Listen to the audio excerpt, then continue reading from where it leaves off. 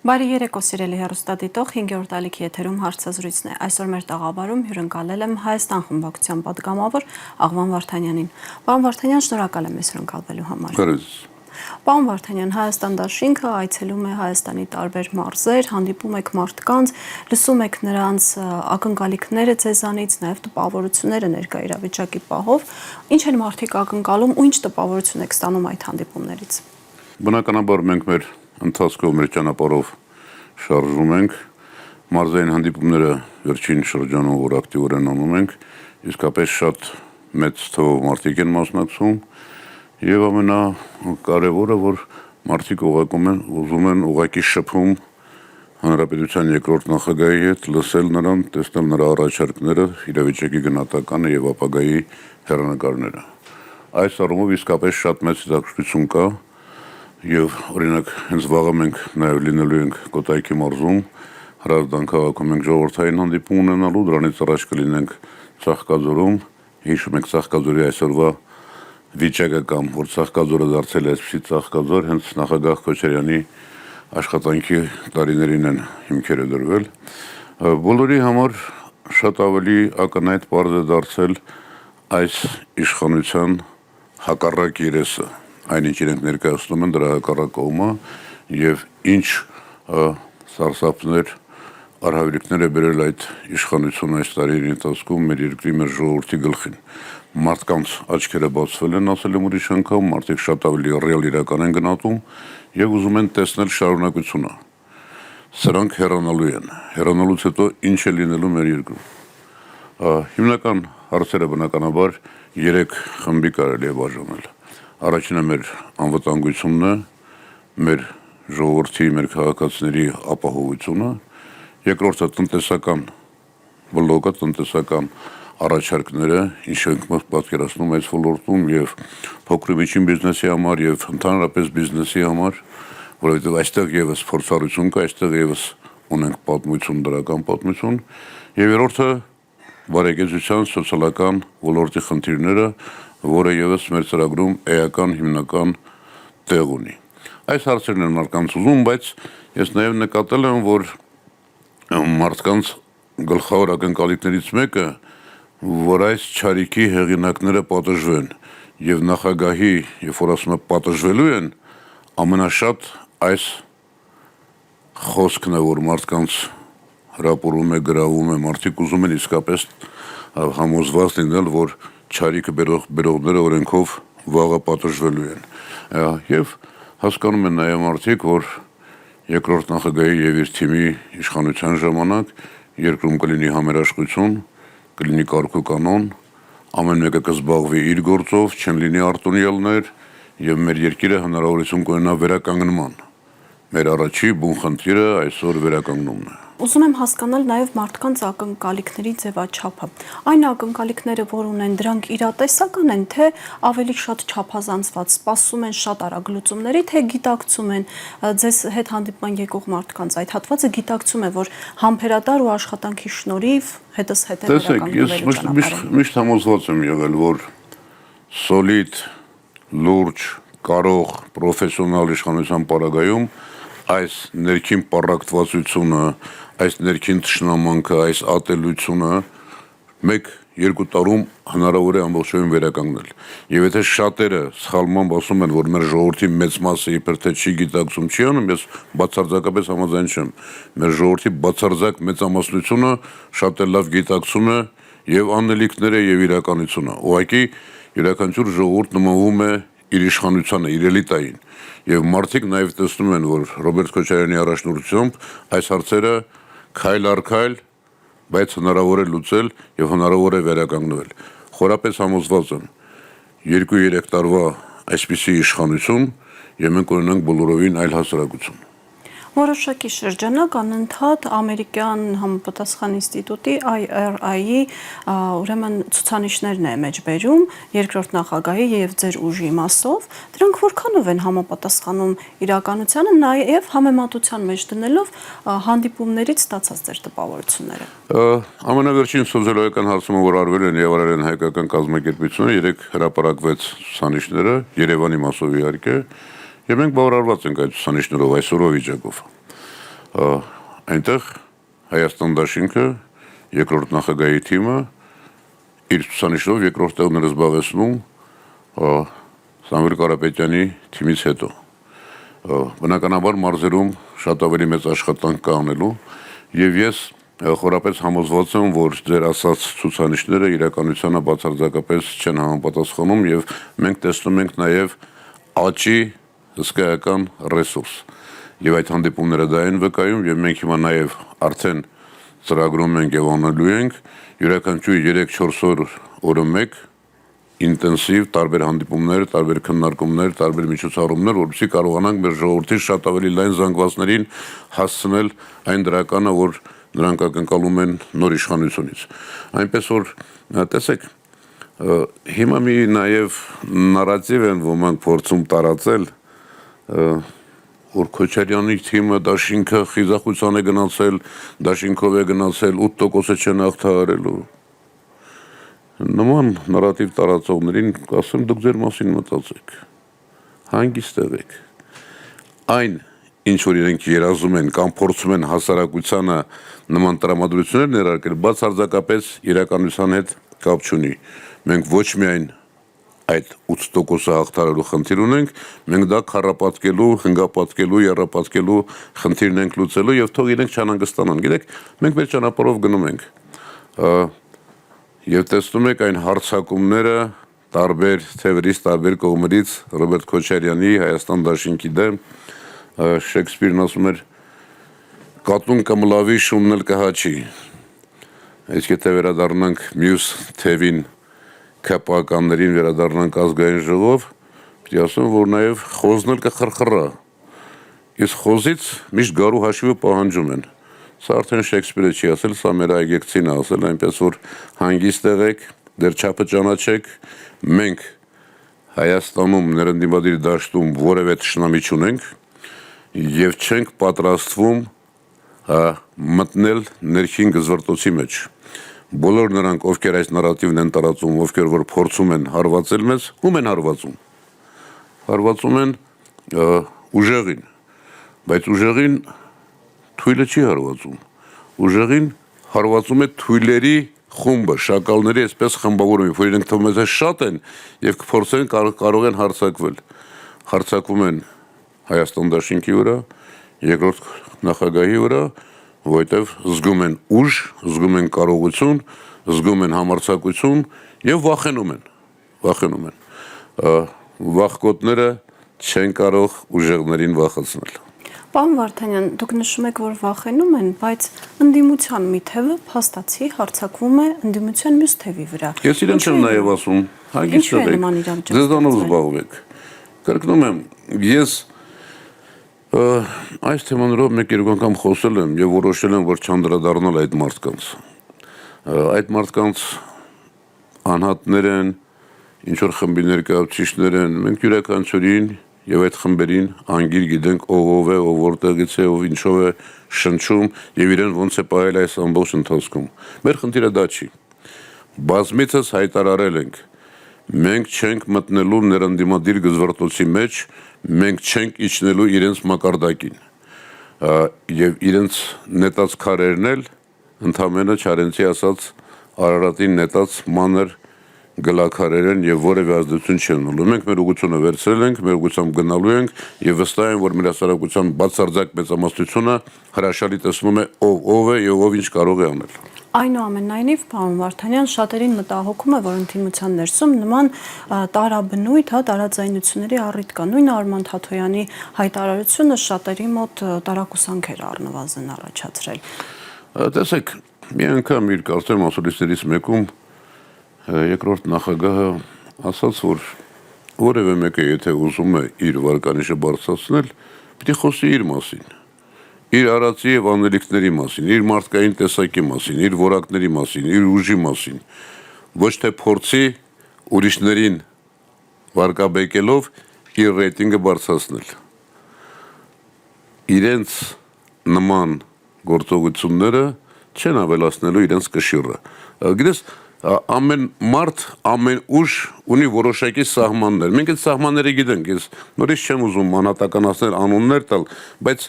Մի փորձեք ձեզանից վերև թռչել, համոզված եղեք, որ դա ձեզ չի օգնելու։ Իսկապես դուք մտածեք ձեր անելիքների մասին, ձեր կեցվածքի մասին եւ փորձեք ձեր տեղը գտնել քաղաքական դաշտում։ Ռոբերտ Քոչարյանի պարագայում ամեն ինչ շատ պարզ է, ամեն ինչ աչքի առաջ է եւ անցյալը եւ իր այսօրվա թիմը, բայց մյուսները թող փորձեն իրենցով ինքնահաստատվել, ուրիշների վրա ինքնահաստատվել չի ստացվելու։ Իզուր ջանքեր են։ Անդրադառնանք Նիկոլ Փաշինյանի քննարկվող հայտարարություններից մեկին, եթե ԿՊ-ն հունիսի 7-ին չհաղթի խորհրդարանական ընտրություններում, ապա սեպտեմբերին լինելու է աղետալի պատերազմ։ Ինչ որ առումով անիմաստ է դառնում այդ մարդկանց, այդ մարդուն վերլուծելը, մեկնաբանելը, գնահատական տալը։ Վախկոտ մարդը փորձում է վախեցնել։ Եվ մեր քաղաքացիները, մեր ժողովուրդը պետք է հասկանան, որ վախկոտից վախենալ պետք չի։ Սեփական ժողովրդին շանտաժ անել, վախեցնել պատերազմով դա ամենավերջին ստորությունն է, ամենամեծ նենգությունն է։ Տեսեք, դրանից բացի նաև ասում են, որ մենք գնացինք գիտակցված զողողության, որպեսզի անկախություն ձեռք բերենք եւ այլն։ Գիտե, պարոն Վարդանյան, դուք մինչև 2020 թվականը որտեղ եք բնակվել, պետություն չեք ունեցել, թե մեզ թվացել է։ Ախր, գիտեք, երբ որ մարդու գերնպատակը դառնում է աթոռը պահպանելը եւ այս տեսակ մարդու, որը ուրիշ նպատակ չունի, ուրիշ ժամանակին չէ, ասում էր, ես ոչ մի բան չունեմ, իզմեր չունեմ, ես որևէ բան չունեմ, այդ մարդը չունի որևէ սրբություն, որևէ ամոթ, որևէ բան, միայն աթոռի պաշտոնում, գիտես, մարդը կարող է գնալ զոհողության իր հարազատի համար, իր ընկերոջ համար, իր ընտանիքի համար, իր երկրի համար,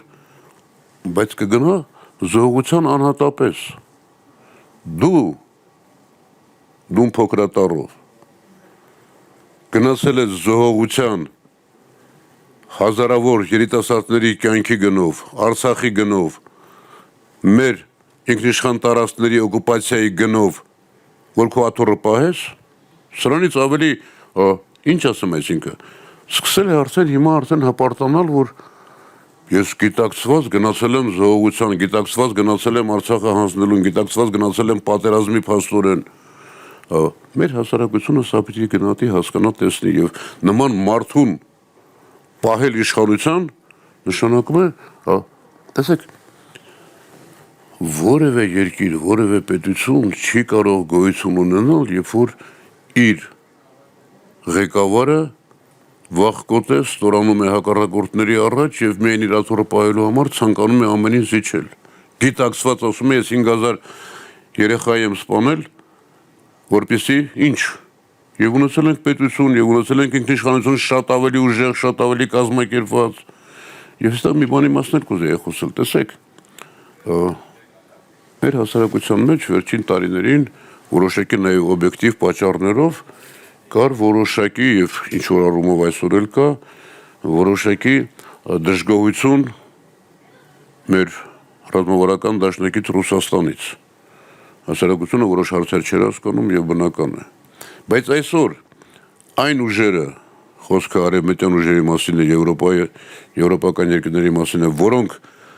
ամեն գնով փորձում են պաշտպանել այս թույլ, վախկոտ իշխանությունը, բնականաբար մեր հասարակության մեջ սկսում է նաև հակաարևմտյան տրամադրություններ առաջանալ։ Մեր եվրոպացի գործընկերները, մեր արևմտյան գործընկերները պետք է սա հասկանան։ Երբ որ իրենք չափանցնում են եւ փորձում են մեզ պարտադրել խամաչիկ իշխանություն, բնականաբար այդ տրամադրությունները շատ ավելի հզորանալու են, ուժեղանալու են։ Եվ ամենակարևորը, ով ինչ կասի, բազմիցս ասել ենք եւ մեր դաշինքի եւ իմ կենսագրության ամբողջ փիլիսոփայությունն է սա։ Հյուսիսը կասի, արևմուտքը կասի, հարավը կասի, մեր ժողովրդի ճակատագիրը որոշելու է մեր քաղաքացին, մեր գյուղացին։ Հայ մարդը պիտի իր ապագան տեսնի եւ իր ապագայի համար ընտրություն կատարի։ Այդ բոլոր բաները, տեսեք, միլիոնավոր դոլարների աջակցություն, հիմա տեսեք Եվրամիությունից արագ արձագանքման խումբ է գալիս, հիբրիդային պատերազմների։ Նույնն եմ, ասում եմ, այս քայլերը մեր ժողովրդի մեջ նաեւ հակա եվրոպական տրամադրություններ են գեներացնելու, որ իրենք պիտի հասկանան։ Մենք չունենք որևէ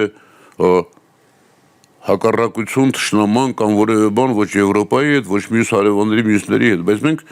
Ուզում ենք մենք լինել, մեր ինքնությունը պաշտպանել, մեր տեսակը պաշտպանել, մեր երկիրը ինքնիշխան դարձնել, մեր երկրում բարեկեցությունն ապահովել, մեր յուղացին քաղաքացին վստահ լինի իր ապագայի օրվա համար։ Այս ընտրության առաջ են։ Այլապես մեկնաբանել խոզերի խրխռոցը, ասեցի, խոզերից միշտ գարու հաշիվը պահանջելու են։ Իսկ դա նշանակելու է օրենքի առաջ պատասխանատվություն։ Հենց այս հայտարարության պատճառով էլ ազգային ժողով կառավարությունը այդ հարցը պատասխանի ժամանակ ընդդիմությունը ներկա չէր ազգային ժողովում, սակայն Նիկոլ Փաշինյանը նորից իր ելույթների ժամանակ հունից դուրս է գալիս, գոռգոռում է, կատաղում է, պատճառը ո՞րն է։ Միայն ձեր ասած վախն է, թե նաև այն իրավիճակը, որ հասկանում է, թե ինքը որտեղ է, ինչ դիրքեր ունի ընտրություններին առ։ Ես վստահ եմ, որ իրենք շատ լավ տիրապետում են հասարակական տրամադրություններին, գիտեն իրենց հանդեպ դժգոհությունը եւ արդեն արհամարանքը եւ ատելությունը ինչ սահմաններ է հասել եւ այդ ամեն ինչը նաեւ իր մարդկային անմարդկային բնույթին հարիր հիստերիկ շարժումներն են, գորգորոսներն են։ Ես կարծում եմ, որ այս փուլում պետք չէ իրենց շատ անդրադառնալ, պետք է ուղղակի արհամարել, երկու ռիով արհամարել եւ մենք մեր գործը պիտի անենք։ Եվ մենք Հայաստան դաշինքը եւ ընդդիմադիր իրական ընդդիմադիր մյուս քաղաքական ուժերը պիտի շարունակեն նույն ոգով աշխատել մարդկանց հետ, հասարակությանը որքան հնարավոր է համոզել, ապացուցել, որ որոշողը դուք եք, պիտի գաք ընտրության, եկեք, ընտրեք իրական ընդդիմությունից ում որ ցանկանում եք, բայց նաեւ տեսեք, թե ով կարող է իսկապես երկրի վերականգնման ուղղությամբ ռեալ պատասխանատու քայլեր կատարել։ Մեկնաբանել, խոսել մի մարդու, որը ամեն անգամ, որոշ ժամանակ առաջ ես չեմ լսել իհարկե, բայց ինչ որ հայտարարել է, որ մենք 18-20 թվականներին դաշնակցական էինք, ՔՊ դաշնակցականներ, հիմա ինչ եք։ Օրինաց երկիր եք, ինչ եք հիմա։ Չգիտեմ, այսինքն մարդու երկակիություն էլ չի սա, երկվություն էլ չի, 7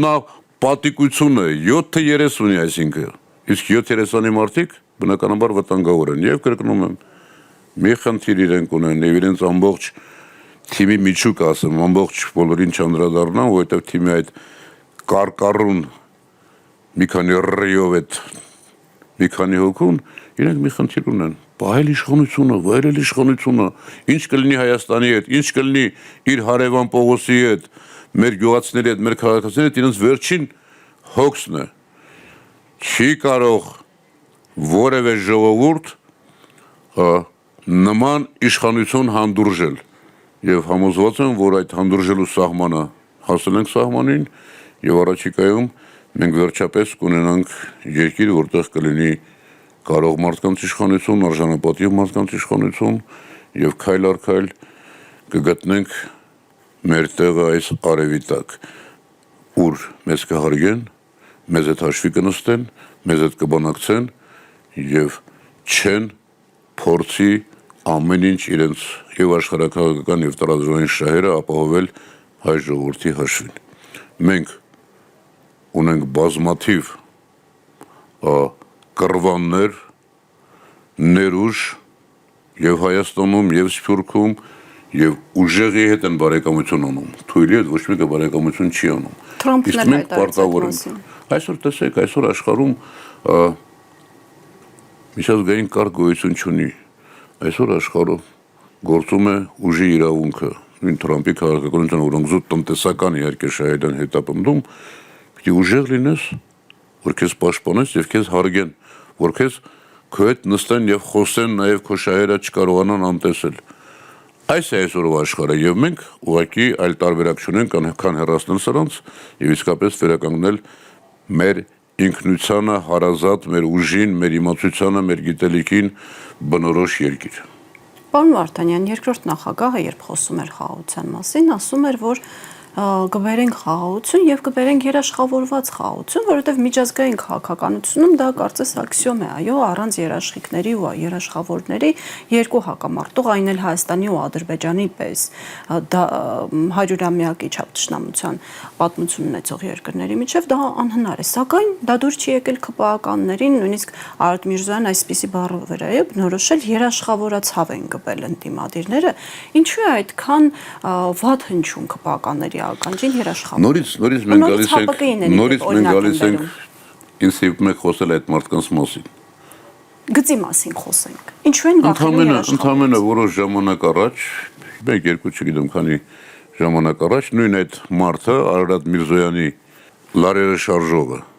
ասում էր, որ առանց երաշխավորության չի կարող խաղաղություն լինել, եթե երաշխավորներ չլինեն, կարող է 12 ժամ հետո պատերազմ սկսվի։ Հիմա նույն թիմը երաշխավորված խաղաղության դեմ ինչեր են անում։ Ինչ եք ուզում այս մարդկանցից, մոռացեք սրանց։ Արհամարեք կրկնում եմ 2 ռեյով եւ մեր գործով զբաղվենք։ Իրենք ամեն օր մի բան կասեն, ամեն օր կասեն նախորդ օրվա հակառակը, հաջորդ օրը այդ օրվա հակառակը։ Մոռացեք, չկան նրանք վերջացած են։ Նրանք աթոռի համար ամեն նենգության, ստորության պատրաստ են։ Բայց նրանց դեմ կա մեր ինքնությանը հավատարիմ, մեր ժողովրդի անցյալին հավատարիմ, մեր ժառանգությանը հավատարիմ, մեր ժառանգությունից բխող հսկայական հասարակություն։ Մի մտածեք, որ նրանք շատ են, մենք քիչ ենք, հակառակն է, նրանց աղմուկն է շատ։ Ամեն օր մի թեզ մեջտեղ գցել եւ իրենցով զբաղացնել։ Ինչու են հիստերիկացել։ Տեսել են, որ ձեռքներից գնում է ամեն ինչ անում են սխալ է եղել։ Առաջի օրվանից եմ ասել։ Սրանք քանդող են, սրանք կառուցող չեն կարող սրանք որևէ բան կառուցել։ Փակեք սրանց թեման։ Ես մեր քաղաքացիների եմ դիմում, փակենք սրանց թեման միասին։ Առաջիկա ընտրություններում քիչ է մնացել։ Անդրադառնանք հարևան Իրանին, պարոն Վարդանյան։ Իրանից բազմաթիվ ազդակներ հնչեցին, ոչ իհարկե առաջին դեմքերի մակարդակով, բայց կարծես ուղերձ Հայաստանի իշխանություններին, որ Իրանի ժողովուրդը խորը պատմական հիշողություն ունի եւ չի մոռանա, որ իր դժվարին օրերին Հայաստանը փաստացի Հայաստանի իշխանությունները աջակից չեղան բարեկամ Իրանին։ Անկախ այն հանգամանքից, թե պատերազմն ինչպես Իրանում կավարտվի, հաշվի առնելով Իրանի կարևորագույն դերը Հայաստանի կյանքում, ինչ հարաբերություններ են լինելու Իրանի եւ Հայաստանի միջև, եթե այս իշխանությունը մնա նույնը։ Տեսեք, որ ժողովուրդները, որ պետություններն են ուժեղ, կայուն, կազմակերպված, ովքեր ունեն պետականություն, ովքեր ունեն ավանդույթներ, ովքեր ինքնակազմակերպված են եւ ովքեր իրենց տեսակի իրենց շահերը որևէ տարբերակով չեն զիջի։ Իրանը հազարամյակների պետականություն ունեցող ժողովուրդ է եւ դրանից բխող ինստիտուտներով, համակարգերով, անկախ նույնիսկ այս պատերազմի, այս ահավոր մեր հարևանությամբ ընթացող պատերազմի արդյունքներից, այս Իրանը մնալու է ինչ որ կերպ ավելի ուժեղ կամ մի քիչ ավելի ցույցած, բայց դարձյալ մեզ համար լինելու է ամենակարևոր ուղղություններից մեկը։ Մենք ունենք նաև այդ փորձառությունը Իրանի հետ հարաբերություններ կառուցելու, Իրանի համայնքը հայ համայնքի դերակատարությունը գնահատելու, նույն երկրորդ նախագահի իշխանության տարիներին այդ հարաբերությունները շատ ավելի սերտ են եղել։ Դուք կարծում եք այն ժամանակ Արևմուտքը Միացյալ Նահանգները չէին պահանջում Իրանի հանդեպ, բայց երբ որ մարդկանց բացատրում ես, որ սա մեր համար կյանքի ճանապարհ է, սա մեր հիմնական գործընկերներից մեկն է եւ մենք չենք կարող կույրի նման առաջնորդվել միայն ձեր շահերով, մարդիկ հասկանում են, մարդիկ գնահատում են, որտեղ տեսնում են, որ դու քեզանից ինչ որ բան ես ներկայացնում։ Հիմա եթե այս իշխանությունները ցանկացած կլինի ադրբեջանական, կլինի թուրքական, կլինի արևմտյան, կլինի ռուսական տարբերություն չկա, ազդակներից ազդվելու են եւ նրանց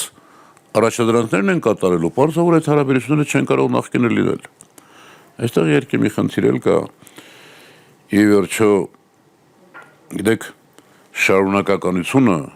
շատ կարևոր է։ Եվ Իրանի պետականության այս հազարամյա շարունակականությունը բան է ասում։ Նրանք չեն ասում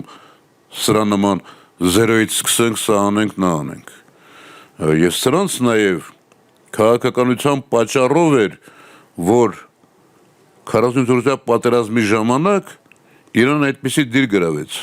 Իրանը միշտ կողմնակից է եղել Հայաստանի ինքնիշխանությանը, Հայաստանի պաշտպանությանը, եւ իրենք հրաշալի գիտակցում էին, որ Արցախով 100 կիլոմետրոնոց սահմանը շատ ավելի մեծ արժեք ունի, որքան մեզ համար, Հայաստանի համար, Հայաստանի պաշտպանության համար, նույնքան կարևոր էր իրենց համար։ Բայց եկավ մի իշխանություն Հայաստանում, ինչպես ժամանակին Ադրբեջանում էր եկել Էլչիբեի իշխանությունը, որ այս ամեն ինչը ջրեց, այս ամեն ինչը իրենց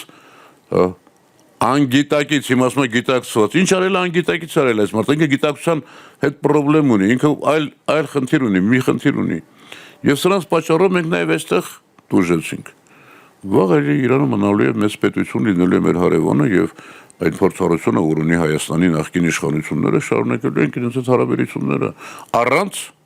հակադրվելու մեր խնդիրը ինչ պիտի լինի։ Մենք պիտի չփորձենք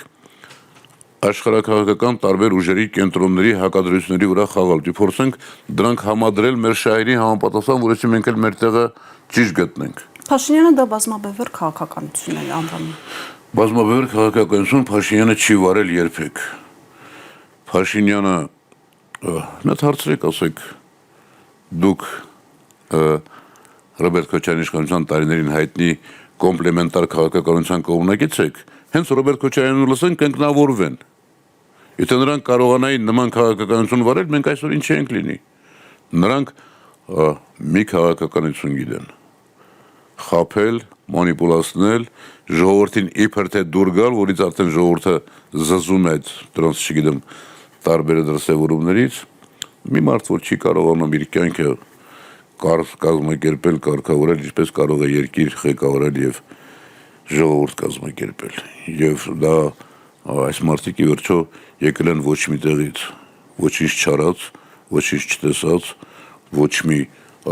ինքնուրույնություն չդրսևորած։ Գիտեք, մարդկային ամենակարևոր հատկությունը, ազատ մարդու ամենակարևոր հատկությունը ինքնուրույնությունն է, ինքնուրույն որոշում ներկայացնելը։ Իսկ իրենց խմբակը կարող է գտնել մի մարդ, որը սեփական կարծիք ունի։ Եվ նաև սա վերաբերում է շատ-շատերին, ոչ միայն ԿՊ-ին, նաև այն անհատները, խմբերը, ուժերը, որոնք այսօր հարձակվում են Հայաստան դաշինքի եւ երկրորդ նախագահի վրա, նրանց մասին է։ Եթե մարդը ինքնուրույն չի եւ ինքնուրույն չի կարող որոշում կայացնել եւ իրեն թելադրում են այդ որոշումները, դա միշտ ձախողման է տանելու։ Պարոն Վարդանյան, նորից անդրադառնալով աշխարհաքաղաքական դերակատարներին, այնուամենայնիվ, Եվրամիության արագ արձագանքման խումբը ինչ դերակատարում է ունենալու։ Իսկապես մոնիթորինգ է անելու, հետևելու է, որ անաչառ ընտրություններ լինեն, ոչ մի ազդեցություն չլինի ընտրողների վրա։ Այն իրողությունը, որ այսօր կա Հայաստանում, այն ճնշումները, որ կան եւ անհատների եւ խմբերի եւ տարբեր քաղաքական ուժերի հանդեպ, եւ այն բռնաճնշումները, որ կան մարզերում հատկապես, չգիտեմ, վարչական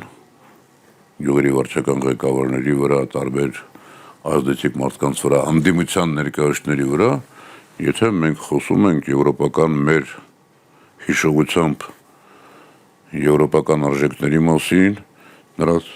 ազատ արդար ընտրությունների ջատագոր եվրոպացիների մասին, նրանք այդ ամեն ինչը պիտի տեսնեն, գնահատեն եւ իրենց տեսակետը հայտնեն։ Բայց որքան մենք ենք հասկանում, նրանք այսօր այստեղ են, ցանկացած գնով արդարացնելու այս իշխանության բռնաճնշումները, հակաժողովրդական քայլերը, ավտորիտարիզմը, միահեծան իշխանությունը, միայն թե իրենց աշխարհաքաղաքական շահերին դա ձեռք տա, միայն թե կարողանան այստեղ Հայաստանում եւս հակառուսական տրամադրությունները մեծացնել առանց գիտակցելու, թե դա ինչ կարող է արժանալ մեր ժողովրդի ապագայի համար։ Իրենց վերջին հոգսն է դա։ Եկել են, բարով են եկել, թող իրենց պարտականությունը կատարեն, բայց կատարեն օբյեկտիվ։ Չեն անի օբյեկտիվ։ Արդեն ասացի, մեր ժողովրդի մեջ կհասունանան հակա եվրոպական տրամադրությունների, որ մենք դրա բացարձակ կարիքը չունենք, ընդհակառակը մենք կողմնակից ենք հարաբերությունների բոլոր ուժային կենտրոնների հետ։ Եվ մեր նախընտրական ծրագրում էլ այդ ամեն ինչը արձանագրված է։ Հիմա տեսեք, որքան ես տեղյակ եմ, օրինակ այս վերջին կարծեմ 20 միլիոն նորից հատկացում արեցին, որը հատկացվելու է հասարակական կազմակերպությունների կարողությունների մեծացմանը, քանի որ USAID-ից ֆինանսավորումը պակասել է, փորձում են համալրել։ Հիմա տեսնենք այդ հեկնդերը, որոնք այդ գումարները աշխատելու են, գումարները ստանալու են, նրանք լինելու են օբյեկտիվ, լինելու են իսկապես հասարակության շահերը պաշտպանող, թե լինելու են այս չիշխանության ջատագովները։ Վերջին տարիներին մենք այդ գործողությունները տեսել ենք, չէ՞։ Բայց ես կարծում եմ, որ իսկապես քաղաքացիական հասարակությունը շատ կարևոր է յուրաքանչյուր պետության համար եւ մենք պետությունը ինքը պիտի խրախուսի իսկապես ժողովրդավարական արժեքներով պետական շահերը պաշտպանող ՀԿ-ների զարգացումը, ՀԿ-ների կազմակերպումը խրախուսի ոչ թե ինքը անի, որպեսզի ցանկացած իշխանություն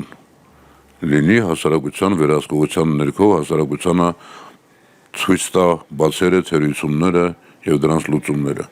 Բայց այն ինչ արել է վերջին տարիներին մեր քաղաքացիական 99%-ը արել է սպասարկելով այլ շահեր եւ հուսանք չէ վստահ եմ իշխանապողությունից հետո այն հասարակական կազմակերպությունները իրենց էությունը հարազատ են, իրենց բնական գործողություններին հարազատ են, նրանք շատ ավելի ազդեցիկ կլինեն եւ կզսպեն ցանկացած իշխանության դա մենք կլինենք, դա ուրիշը կլինի, նրանց զսպող դերը շատ կարևոր է, վերահսկող դերը շատ կարևոր է։ Պարոն Վարդանյան, շնորհակալ եմ հետաքրքիր զրույցի համար։ Ես եմ շնորհակալ։ Հիշեցնեմ այսօրվա մեր հյուրներ Հայաստան խմբակցության պատգամավոր Աղվան Վարդանյանը։ Այսօրվա համար այսքանը։